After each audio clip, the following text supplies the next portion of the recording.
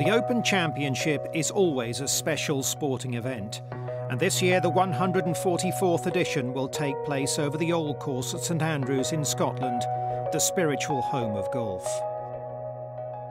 One of the men tasked with ensuring the championship runs smoothly is Course Manager Gordon McKie. Gordon's been part of the greenkeeping staff at St Andrews since 1995, so not many know these links better.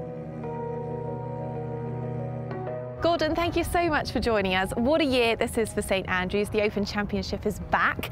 What's it like for the team and the staff here during the build-up to the big tournament? Oh, very exciting. It's an exciting time. It's something we always look forward to. Every sort of 5 years, historically, we've had the Open Championship, but an Open Championship in St Andrews is very, very special. So the guys are sort of really excited and looking forward to it for a good time in July. And like you say, we see the Open coming back here every 5 years. At what point do you start preparing for the tournament? Good question. I mean, we probably start preparing probably about 18 months after the previous one. Although there's maybe not been an official announcement, we always know that there's going to be an Open coming back. So we started looking at and preparing the golf course as early as that, and try to keep it and get it sort of focused in for when the tournament is actually announced to come back. This will be the 29th Open to be staged at the Old Course, and for Gordon and his legion of early risers, it's a chance to show off their course management skills. I know you're a huge fan of the Open, obviously being from St Andrews. What does it mean to have such a big role in this major? Very, very proud. Proud moment to be in charge of the Old Course for a major tournament. Proud moment for me, proud moment for my family, and it's something we always sort of look forward to. And I never thought, when I was growing up as a youngster, being a greenkeeper, that I would ever be in this position. So to be in this position is just absolutely a dream come true. 3 or 4 months to go. At what point are you at now with the preparation? Yeah, we're pretty well ahead of schedule. I had a course walk yesterday with representatives from the R&A, and we're really pleased with the golf course. On a personal level, I think the golf course at the moment is as good a shape as it can be, so it's now in a really good place, and it's now just about kicking on and moving forward and getting the preparations to try and give the players that come here one of the best Opens that they've had in St Andrews over the years. There's now less than 4 months until the world's finest golfers arrive at the Old Course, a place which has witnessed some of the most memorable moments in golfing history. Many of the game's greatest players have triumphed over these famous links and provided some of the most iconic images in sport. It's a stage where the leading players of each generation have enhanced their reputations by winning the Claret Jug, and a place where new stars have been born.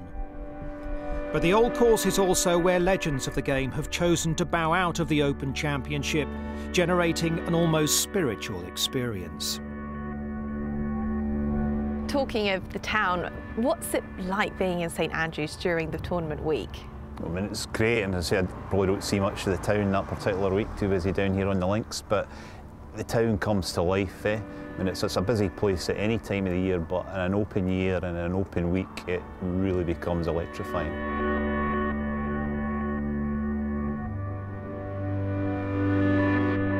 So back to the kind of course and the club, where do you even begin to prepare for not just the biggest players in the world, but thousands of spectators? I mean, it's just a day-to-day thing. We just try to basically prepare the golf course in as best a condition as we possibly can.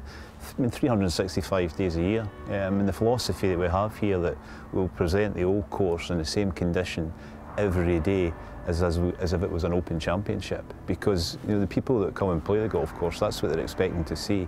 That's why they're coming here. They've seen it on TV, they've seen the world's best tee it up with that building in the background, and they want that experience as well, so we try and give them that experience as much as possible. Come July and the height of summer, 2 major champions will have already been crowned in 2015. But the opportunity to make history at St Andrews by winning the Open Championship will be set firmly on the wish list of all who tee it up. A chance to walk in the footsteps of the great champions of the past is what the Open at St Andrews is all about. It's absolutely steeped in history. What kind of an impact does that have on the feel and the expectation of the tournament? Massive expectation. Everybody, they want to come and play at St Andrews, they want to come and play the home of golf. Even the world's top pros I think that there's an infinity about them coming here and testing their skills on this place, and the history of the town, the history of the golf course, everything to do with St Andrews that makes it special for everyone. I've always wanted to win the old course. If you're going to be a player that's going to be remembered, you must win at St Andrews. As I said earlier in the week, I can't think of the course I'd rather win at, and my wish has come true.